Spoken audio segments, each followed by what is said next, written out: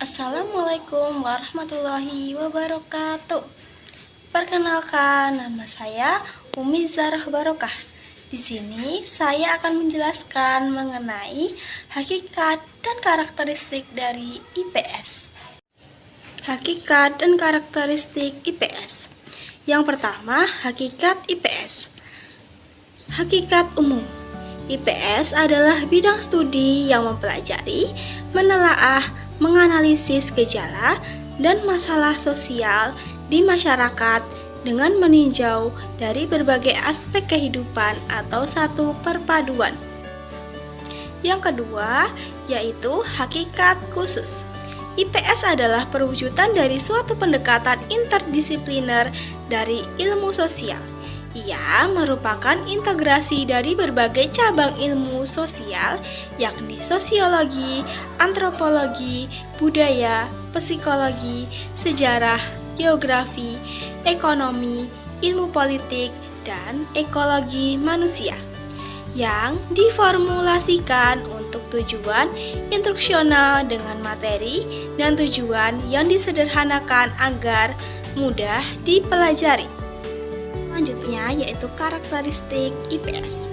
Karakteristik yang pertama yaitu karakteristik dilihat dari tujuan, yaitu mengetahui dan memahami konsep dasar dan mampu menggunakan metode yang diadaptasi dari ilmu-ilmu sosial yang kemudian dapat digunakan untuk memecahkan masalah-masalah sosial. Yang kedua, mampu menggunakan model-model dan proses berpikir serta membuat keputusan untuk menyelesaikan isu dan masalah yang berkembang di masyarakat. Yang ketiga, mampu mengembangkan berbagai potensi sehingga mampu membangun diri sendiri agar survive yang kemudian bertanggung jawab membangun masyarakat.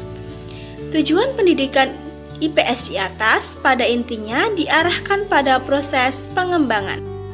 Karakteristik yang kedua yaitu karakteristik dilihat dari aspek ruang lingkup materi, meliputi yang pertama, menggunakan pendekatan terpadu antar mata pelajaran yang sejenis.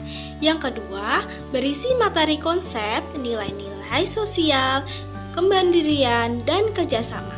Yang ketiga, mampu memotivasi peserta didik untuk aktif, kreatif, dan inovatif dan sesuai dengan perkembangan anak. Karakteristik yang ketiga yaitu karakteristik dilihat dari aspek pendekatan pembelajaran. Karakteristik materi yang tergolong dalam ilmu-ilmu sosial dalam bidang studi IPS ini dapat dikategorikan ke dalam dua kelompok umum, yaitu kelompok struktur ilmu yang bersifat sosial dan kelompok struktur ilmu yang bersifat generalisasi. Struktur ilmu yang bersifat sosial. Semua materi dalam disiplin ilmu sosial bermula dari kenyataan, fakta, dan realitas sosial, perubahan sosial, dan pergeseran sosial yang dialami oleh individu dimanapun berada. Struktur ilmu yang bersifat generalisasi. Struktur ilmu pengetahuan yang bersifat generalisasi kembali kepada produk karakteristik materi yang bersifat konsep. Di sini, produk akhirnya adalah kemampuan manusia dalam masyarakat untuk bisa menerapkan, menguji, dan mengkonstruksi kembali apa yang seharusnya dikembangkan dalam bidang ilmu sosial ini.